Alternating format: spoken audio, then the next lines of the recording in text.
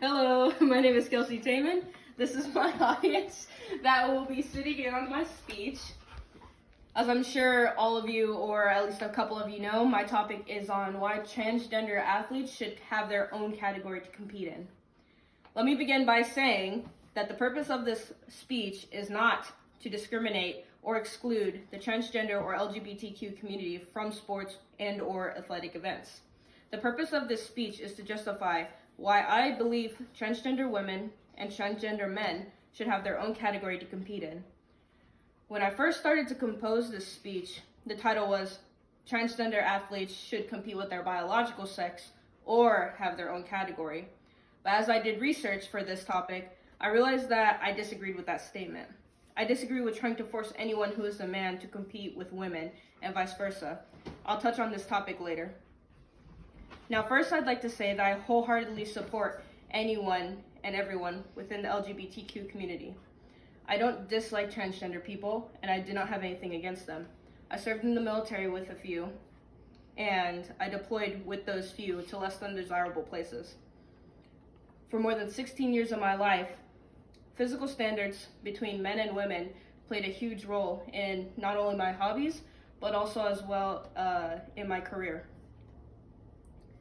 Which is why, when it came to sports, I believe that transgender people, as well as non-binary people, should have their own category to compete in, called an open category, that allows anyone to compete regardless of gender. That means cisgendered men and women, transgendered men and women, as well as those who are considered non-binary, would be able to compete in this category at any level. Now, to fully understand why this is such a big issue that we debate on, we need to understand all aspects of this issue, as well as being aware that it's constantly changing based off of new information and research that we receive. The biggest hurdle that trans athletes face is stigma. As well, as with all things, our perception of certain topics can often create barriers. How does this apply in real life? Most people who are more conservative, more religious, tend to believe that transgender identities are wrong, or that these people are somehow sick in the ways that they are thinking or feeling. Obviously, this creates a barrier between athletes and them competing in the categories that they want to compete in. Then you'll have the same people who brought this problem up in the first place criticize them for having an unfair advantage when these people abide by that rule of competing with their own biological sex.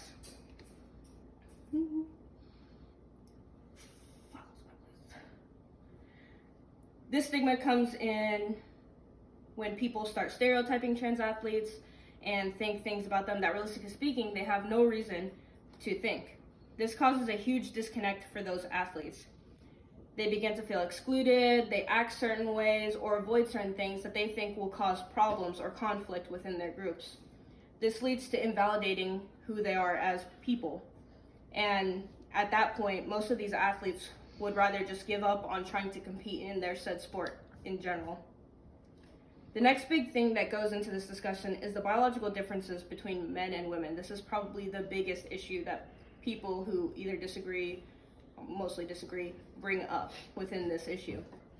From the very beginning, there was, and still is, little information to fully understand some of the things that play key parts in the issue. The first and foremost being the uneven playing field, specifically between transgendered women and cisgendered women. A lot of people think that with hormones, transgender women will be exactly like cisgendered women within time, which is not true. There's actually very little evidence supporting that testosterone plays a key role in strength difference between men and women, which is why when studying transgender women, their strength is minimally affected by testosterone suppression. We run into the problem of transgender women, despite being well within the testosterone levels for women, will still have a physical advantage over cisgendered women in sports that heavily rely on muscle mass or strength. However, this is the opposite compared to transgendered men. Transgendered men do see an increase in strength and muscle mass once they start hormone therapy, but we can't ask them to stop hormone therapy At that point, we would be asking these athletes to force themselves into a body that does not fit their identities. And as much as I hate to say it, biologically speaking, men are much stronger than women.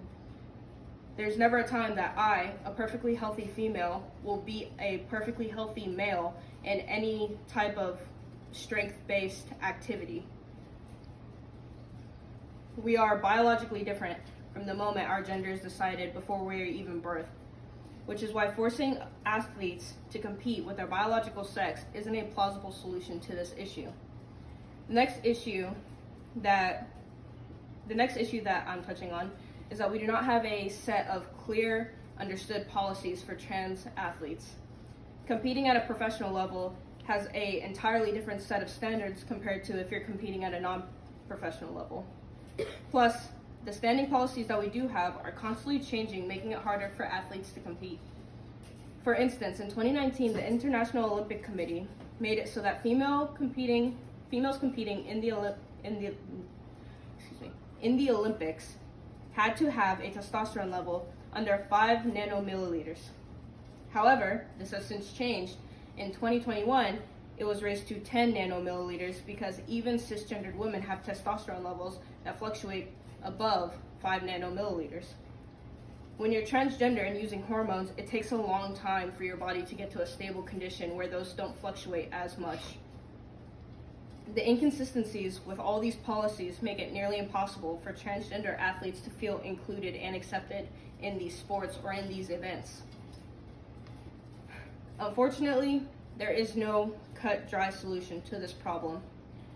If we make these athletes compete with their biological sex group, you will invalidate their identities that they've spent their entire lives building and fighting for. We can't ban them from competing either. It's as much as their right to compete as any other athlete in the world. We don't ban religious groups from competing, and we don't ban anyone else within the LGBT community.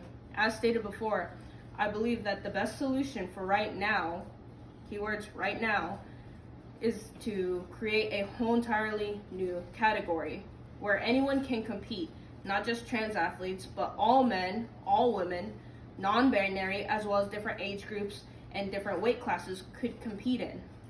This category wouldn't be men or women's. It would simply be called an open category.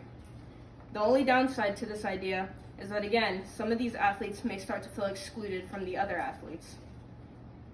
As stated before, there's no clear-cut solution. The medical field, as well as the technological field, will play a huge, crucial role in figuring out a solution that works well for everyone. Right now, we just don't have the necessary data or research to come to a perfectly good solution that caters to everybody's needs and wants. Hopefully, with hard work, we can all come together and celebrate and cheer on our teams and the sports that they play. Thank you for listening to my speech. Thank you, my audience, for coming out and being my hostages.